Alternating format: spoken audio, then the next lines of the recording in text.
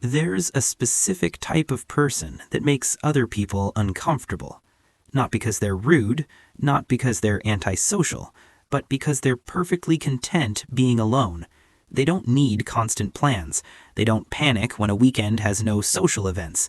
They can sit in a room by themselves for hours and feel completely fine. And that bothers people, because we've been taught that being alone means something's wrong, that it's a red flag, a sign of depression or social failure. But here's the truth.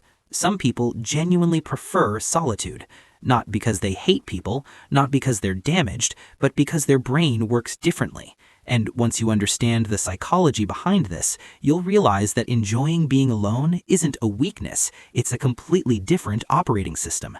And if you're one of these people, this will finally make sense. Let me show you why.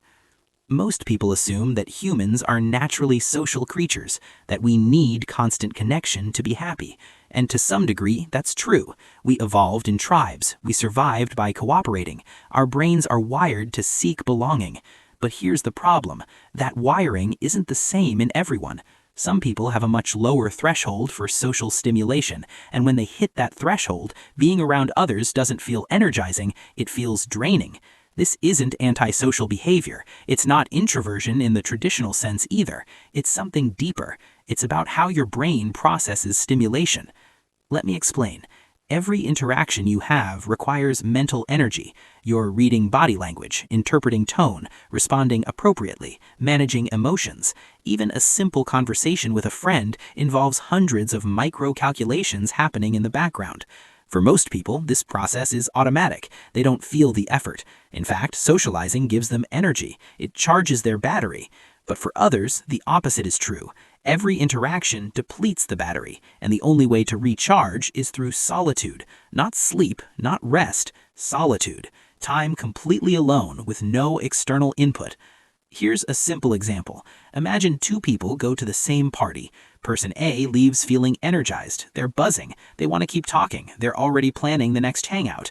Person B leaves feeling exhausted, not because they had a bad time, they enjoyed it, but now they need silence, they need space, they need to be alone to process everything that just happened.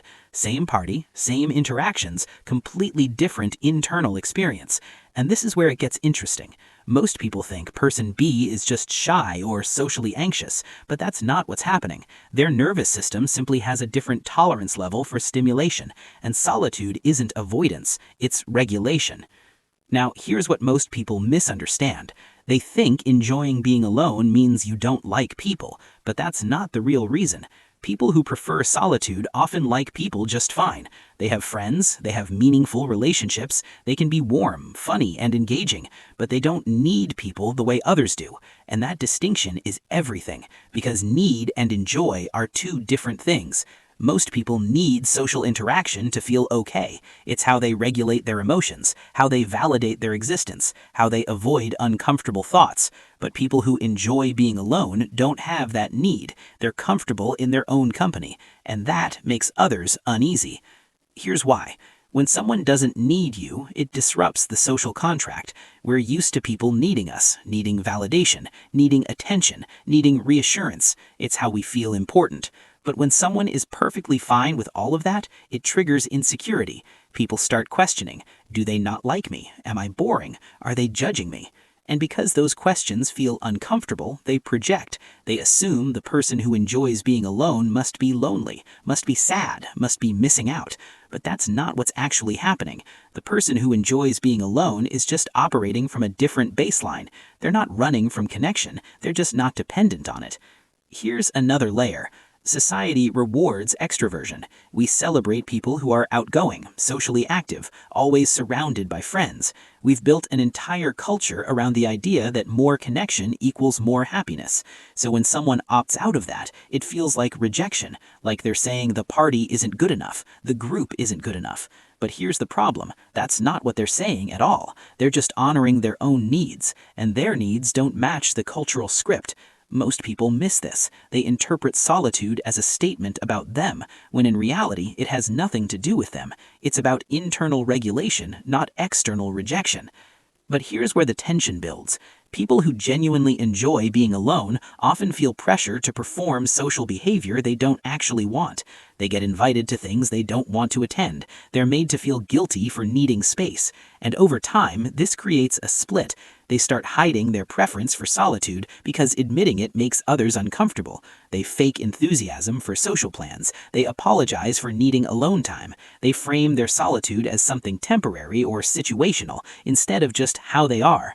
And this is where the mistake happens, because the more they hide it, the more exhausting life becomes. They're not just managing their own energy, they're managing everyone else's expectations, and that's a recipe for burnout. Here's what's actually happening. People who genuinely enjoy being alone have developed a strong internal world.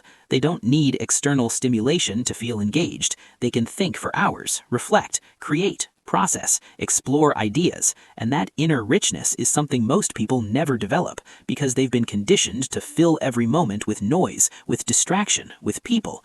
So when they're alone, they feel empty, they feel anxious, they feel like something's missing. But people who enjoy solitude don't feel that way because their inner world is already full, and that's not loneliness, that's self-sufficiency. So here's the shift.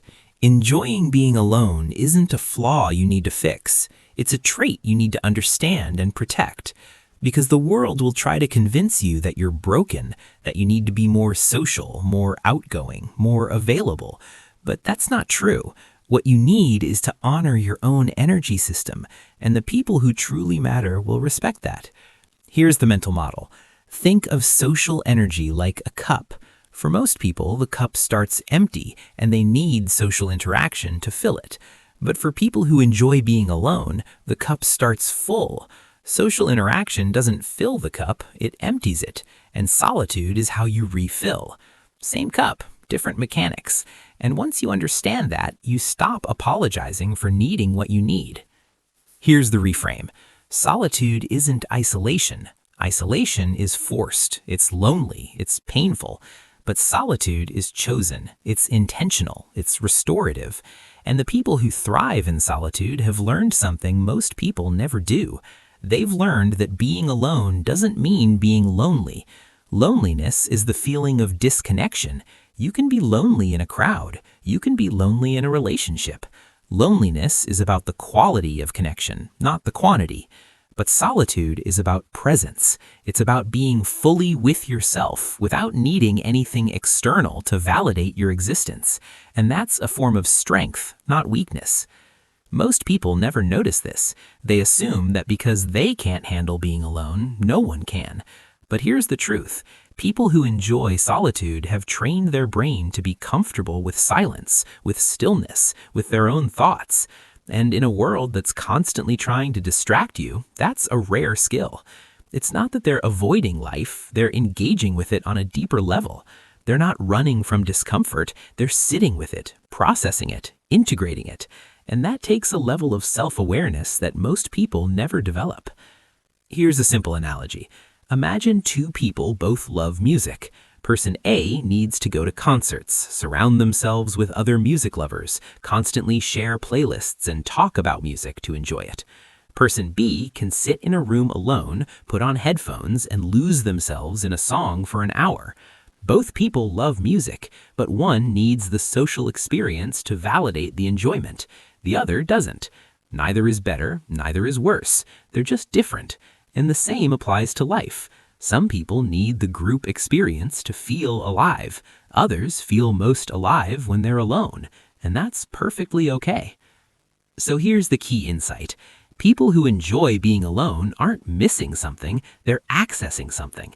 They've built an internal world that doesn't require constant external validation, and in a culture that equates connection with happiness, that's a radical act.